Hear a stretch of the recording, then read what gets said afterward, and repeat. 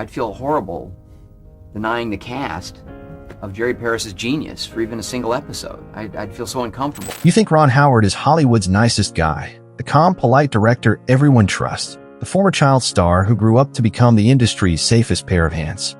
The man studios call when chaos needs control. The man actors describe as patient, generous, and endlessly reasonable. But that image hides a truth Hollywood rarely talks about. Because behind the smile, behind the soft voice and steady reputation, Ron Howard has limits. And once those limits are crossed, he doesn't explode, he doesn't scream, and he doesn't seek revenge. He simply erases you. Over 4 decades in Hollywood, Howard quietly built an internal list of stars he would never work with again. Not because of gossip, not because of ego, but because each of them, in their own way, threatened the one thing he values above all else: control through calm. These weren't nobodies. They were icons, Oscar winners, box office kings, people he admired, trusted, and in some cases grew up idolizing. And by the time their collaborations ended, Ron Howard had learned a lesson that permanently changed how he chose projects, cast films, and protected his sanity. This is the untold story of the 7 stars who pushed Hollywood's calmest director too far, and why even the nicest man in the business learned when to walk away. Russell Crowe. Number 1 is Russell Crowe, the volatile genius who tested Ron Howard's patience more than any other actor he ever directed.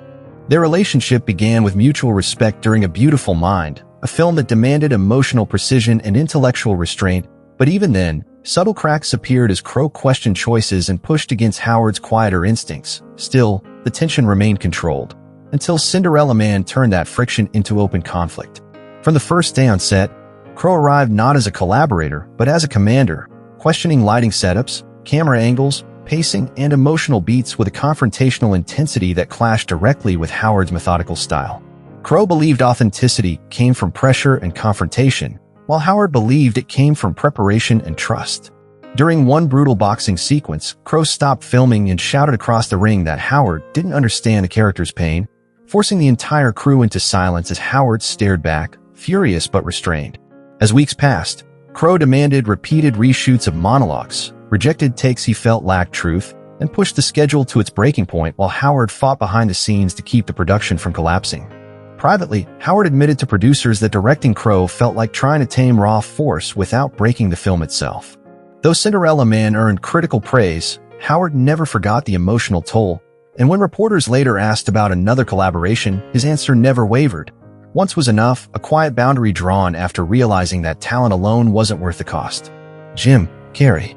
Number 2 is Jim Carrey, whose brilliance came wrapped in chaos during How the Grinch Stole Christmas, a production that nearly broke Ron Howard.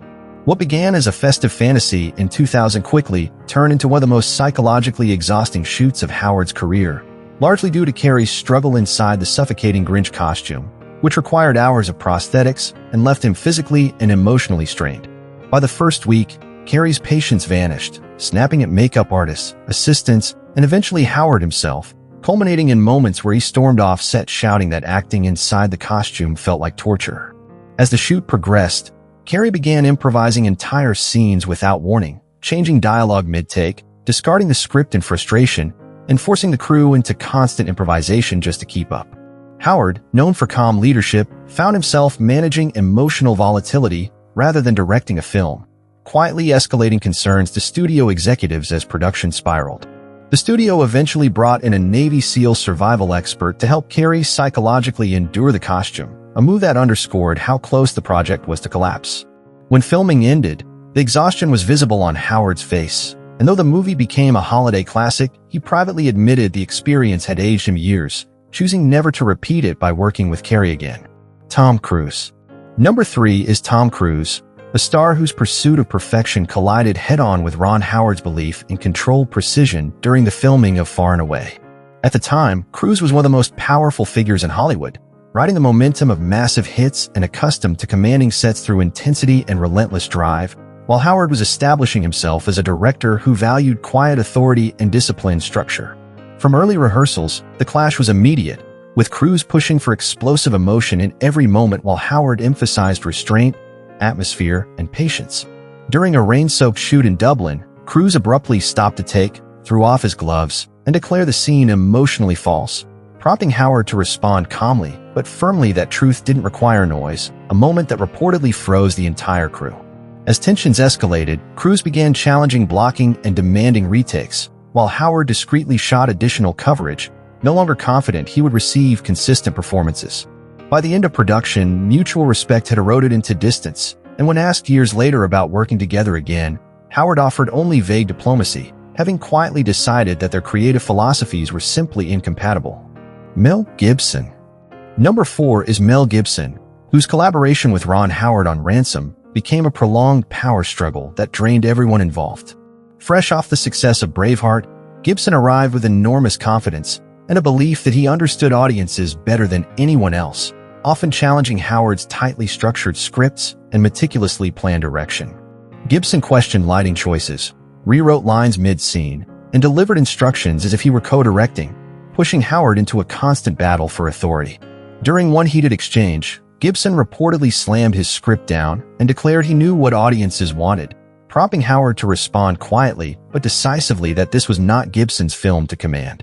From that point forward, every scene felt adversarial, forcing Howard to shoot backup footage without Gibson's knowledge to protect the edit.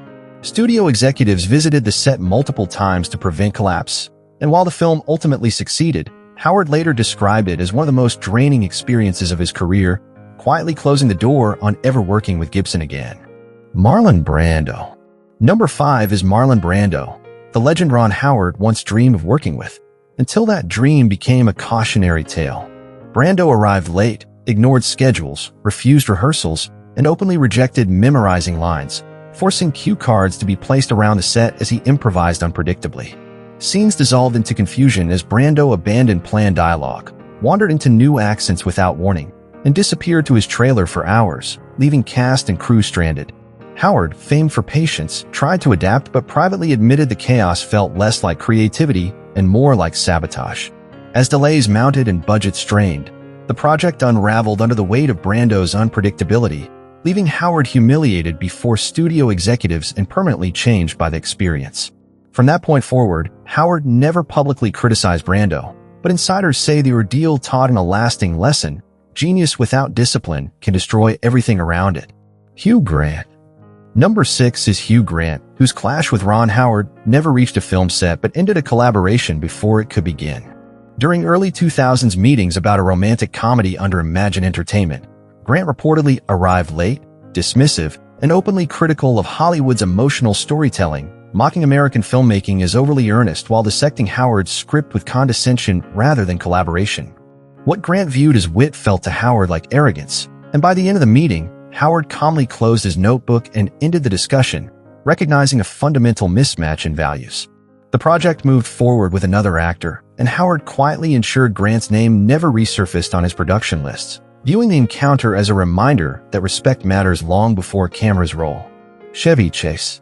Number 7 is Chevy Chase, the chaos Ron Howard refused to invite into his world. Unlike the others, Howard never worked directly with Chase, but years of industry stories, clashes on Saturday Night Live, conflicts with co-stars, and volatile on-set behavior were enough to make Howard draw a firm line. When Universal once suggested pairing them for a major comedy, Howard rejected the idea instantly, telling producer Brian Grazer he wouldn't babysit a hurricane. Chase reportedly mocked the decision at social gatherings, but Howard remained unmoved, later remarking that some chaos simply isn't worth capturing on film, a philosophy that defined the rest of his career. Ron Howard never needed to shout, blacklist publicly, or burn bridges to protect himself. He simply chose silence, distance, and control. Each of these encounters reinforced the same truth: talent alone isn't enough, and even Hollywood legends can become liabilities when ego overrides collaboration. So which of these 7 names shocked you the most? And which one do you think Ron Howard was right or wrong to walk away from? Let us know in the comments.